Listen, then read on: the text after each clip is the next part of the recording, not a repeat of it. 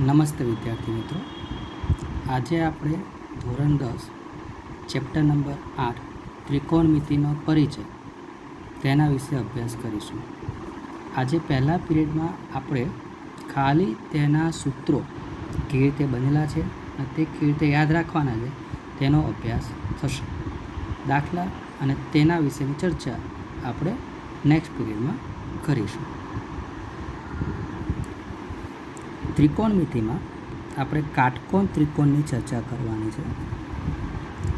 કાટકોણ ત્રિકોણનો સમાવેશ પ્રથમ ચરણમાં થાય છે. યામ ભૂમિતિ વિશે આપણે અભ્યાસ આગળ થઈ ગયેલો છે. ત્રિકોણ એ, બી અને સીમાં measure angle B, A B સીમાં measure angle B is equal to 90 હોવા ત્રિકોણ એબીસી કાટકોણ ત્રિકોણ થશે. આપણે એઝ્યુમ કરી લઈએ AB બરાબર વાય, BC બરાબર એક્સ અને AC બરાબર આર. ત્રણ બાજુના માપ ધારી લીધા. ત્રિકોણની અંદર ત્રણ બાજુ અને ત્રણ ખૂણા છે. ખૂણો બી 90 અંશનો છે. ખૂણો સી આપણે થીટા તરીકે ધારી લઈએ છીએ, એટલે મેજર એંગલ સી બરાબર થીટા થશે. તો મેજર એંગલ એની કિંમત 90 માઇનસ થીટા થાય. ત્રિકોણના ત્રણેય ખૂણાનો સરવાળો 180, તેનો ઉપયોગ કરીને આપણે આ મળશે કિંમત. આપણે ત્રિકોણમિતિની અંદર તેના ત્રિકોણીય ગુણોત્તરની ચર્ચા સૌથી પહેલાં થશે. ત્રિકોણમિતિય ગુણોત્તર કુલ 6 છે, તો હવે આપણે તેની ચર્ચા કરીશું. ગુણોત્તરના કુલ 6 પ્રકાર થતા જોવા મળે છે, જેને હું ક્રમ પ્રમાણે લખું છું. ટૂંકમાં લખીશું સાઇન,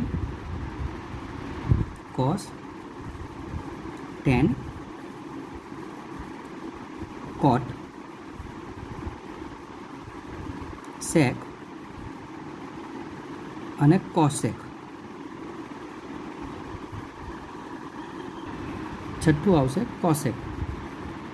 એંગલ સી માટે વાત કરીએ થીટા.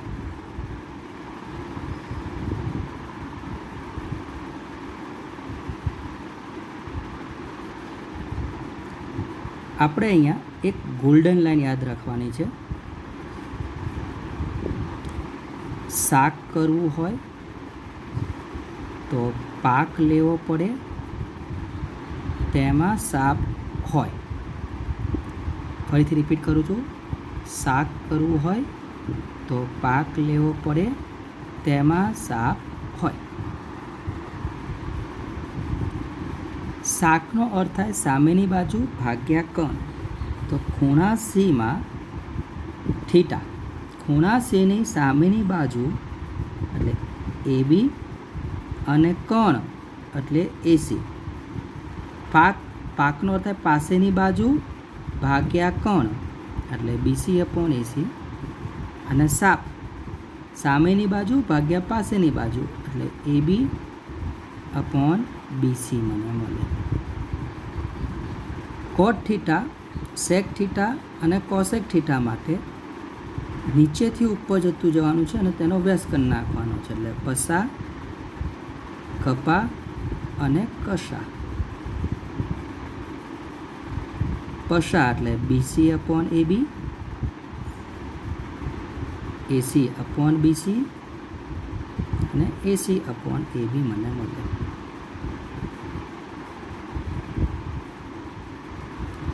ABની કિંમત આપણે y ધારી હતી એટલે y અપોન r. BCની કિંમત x ધારી હતી એટલે x upon r, y upon x. અહીંયા મળશે મને x upon y, r upon x અને r અપોન y મળતા મને જોવા મળે છે. આ જે થયા તે મારા ત્રિકોણમિતિય ગુણોત્તરના 6 ત્રિકોણમિતિય ગુણોત્તરના સૂત્ર પત્યા પછી બીજા સૂત્ર જે હવે મળે છે તેની ચર્ચા આપણે કરીએ. સૌથી પહેલાં છે મારી પાસે ટેન થીટા. ટેન થીટા એટલે મને મળે છે સાઇન થીટા अपॉन કોસ થીટાના ભાગાકારથી મળે. એકચ્યુઅલમાં સાઇન અને કોસનો ગુણોત્તર લઈએ તો મને ટેન થીટા મળતા જોવા મળે છે. ટેન થીટા અને કોટ થીટા તે એકબીજાના વ્યસ્ત છે, તે બેના ગુણાકાર કરીએ એટલે એક મળ્યો કહેવાય. તો આના પરથી આપણને મળે કોટ થીટા બરાબર એ ટેનનો વ્યસ્ત થાય છે એટલે 1/tan થીટા થાય. ટેન થીટાની કિંમત ઉપરથી હું લઉં તેનો વ્યસ્ત કરી નાખું એટલે કોટ થીટાનું સૂત્ર બનશે મારી પાસે cos theta upon sine theta.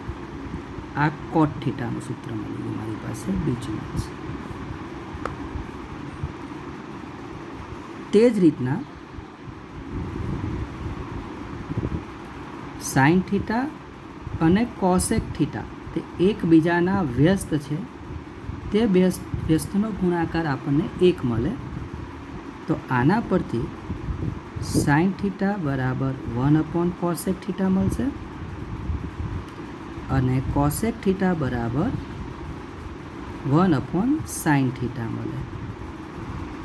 તે જ રીતે કોટ થીટા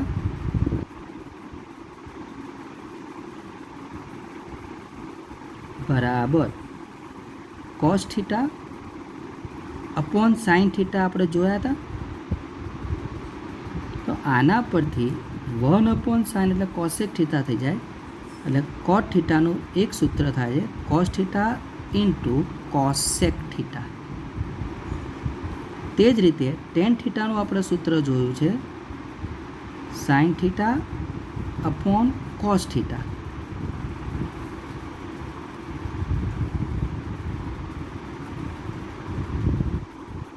હવે આગળ કોસ થીટા અને સેક થીટા પણ એકબીજાના વ્યસ્ત છે એટલે તેમનો ગુણાકાર એક મળે. તો તે પ્રમાણે કોસ થીટાનું સૂત્ર થશે 1/સેક થીટા અને સેક થીટાનું સૂત્ર થશે 1/કોસ થીટા.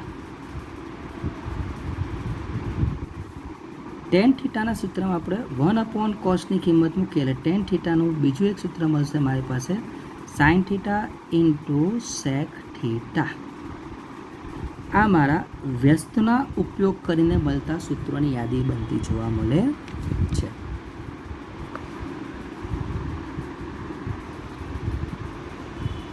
ત્રિકોણમિતીય ગુણોત્તરો એકબીજાના વ્યસ્ત કેવી રીતના છે તેના સૂત્રની આપણે ચર્ચા કરી લીધી. હવે જે ચર્ચા કરવી છે તેની અંદર આપણે ત્રિકોણમિતીય નિત્યસમ સૂત્ર આપણે મેળવવા છે. ત્રિકોણમિતીય નિત્યસમ સૂત્ર પાયથાગોરસના પ્રમેયનો ઉપયોગ કરીને મેળવવામાં આવે છે. તો હવે આપણે તેની ચર્ચા કરીશું. આગળ આપણે ચર્ચા કરી તે પ્રમાણે ત્રિકોણ એબીસીમાં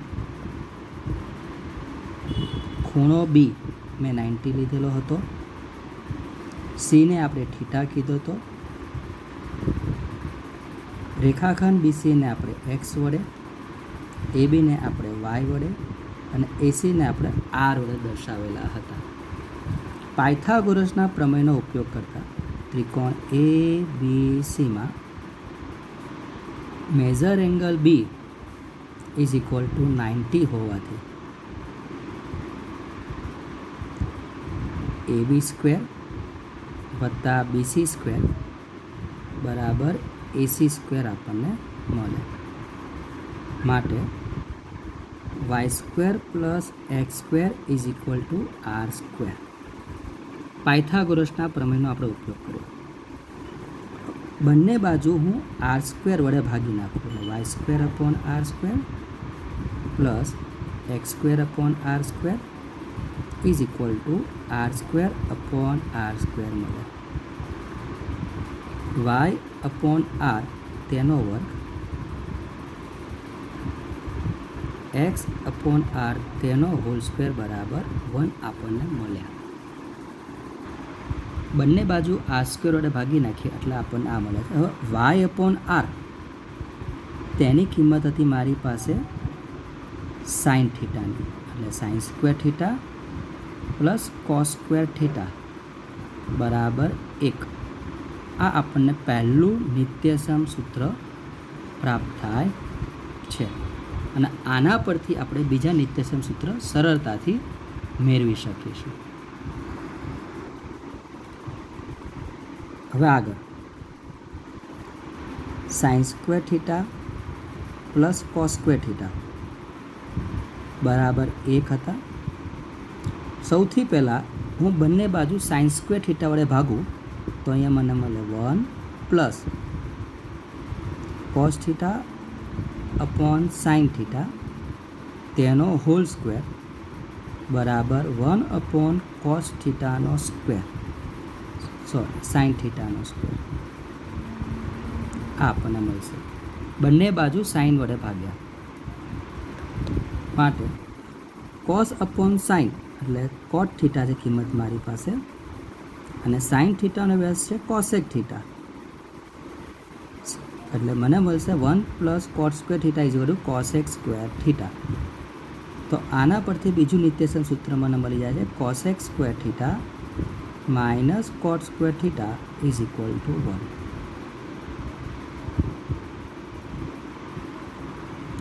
બંને બાજુ નેક્સ્ટ સ્ટેપમાં આવે ફરીથી repeat sign square plus cos square theta is equal to 1 છે.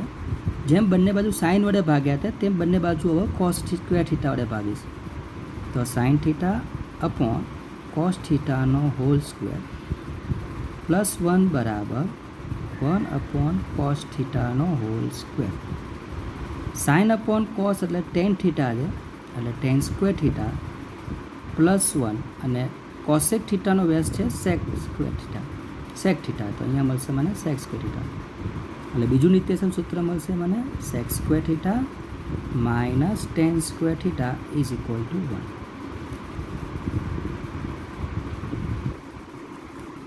આમ આપણને 3 ત્રિકોણમિતિય નિત્યસમ સૂત્રો sine square plus cos square is equal to 1, cos square theta minus tan square theta is equal to 1 અને cosec square minus cot square theta is equal to 1 પ્રાપ્ત થયા છે. આ 3 સૂત્રોનો ઉપયોગ કરીને આપણે બીજા પેટા સૂત્ર તેમાંથી મેળવી શકીએ છીએ જેનો ઉપયોગ આપણે આ સ્વાધ્યાય નંબર 8.4માં કરવાનો મોટા ભાગે જોવા મળે છે. Sine square plus cos square is equal to 1 તો તેના પરથી સાઇન થીટાનું સૂત્ર થશે સ્ક્વેર રૂટમાં 1 માઇનસ કોસ સ્ક્વેર થીટા અને કોસ થીટાનું સૂત્ર થશે સ્ક્વેર રૂટમાં 1 minus sine square theta. Sec થીટાનું સૂત્ર થશે સ્ક્વેર રૂટમાં 1 પ્લસ ટેન સ્ક્વેર થીટા અને ટેન થીટાનું સૂત્ર થશે સ્ક્વેર રૂટમાં sec square theta minus 1. Tan square theta minus sec square theta is equal to -1. Same વસ્તુ કોસેક થીટાનું સૂત્ર થશે મારી પાસે સ્ક્વેર રૂટમાં 1 plus cot square theta. Cot થીટાનું સૂત્ર થશે સ્ક્વેર રૂટમાં કોસેક સ્ક્વેર થીટા માઇનસ 1 અને cot square theta minus cosec square theta is equal to -1 પ્રાપ્ત થાય છે. ત્રિકોણ એબીસીમાં ખૂણો બી આપણે 90 અંશનો લીધો, માપ ખૂણો સી થીટાનો લીધો. ત્રિકોણના ત્રણેય ખૂણાનો સરવાળો 180 થાય તેનો ઉપયોગ કરીએ તો માપ ખૂણા એની કિંમત 90 માઇનસ થીટા મળે. હવે જે આપણે ચર્ચા કરવી છે તે ખૂણા એ માટે વાત કરી છે. આગળ આપણે 6 ત્રિકોણમિતિય ગુણોત્તરની ચર્ચા કરી સાઇન, કોસ, ટેન, કોટ, સેક અને કોસેક. થીટાની જગ્યાએ આપણે ઉપયોગ કરીશું 90 માઇનસ થીટાનો.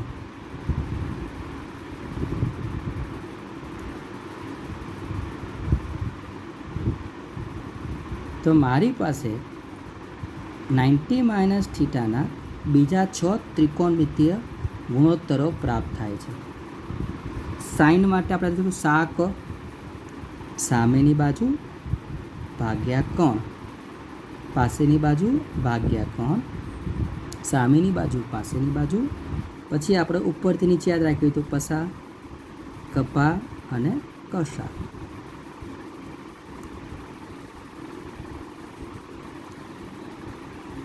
એક્સ, વાય અને આને આપણે આર કીધેલો હતો. ખૂણા એ માટે સામેની બાજુ મારી પાસે બીસી, એટલે સૂત્ર મારું અહીંયા આવશે એક્સ અપોન આર, આવશે Y upon R, X upon Y, Y upon X, R upon Y અને આર અપોન એક્સ મળતા જોવા મળશે. પણ એક્સ અપોન આરની કિંમત મને મળી હતી આગળ કોસ થીટા, એટલે સૂત્ર બની ગયું મારી પાસે સાઇન 90 માઇનસ થીટા એટલે કોસ થીટા થઈ જાય.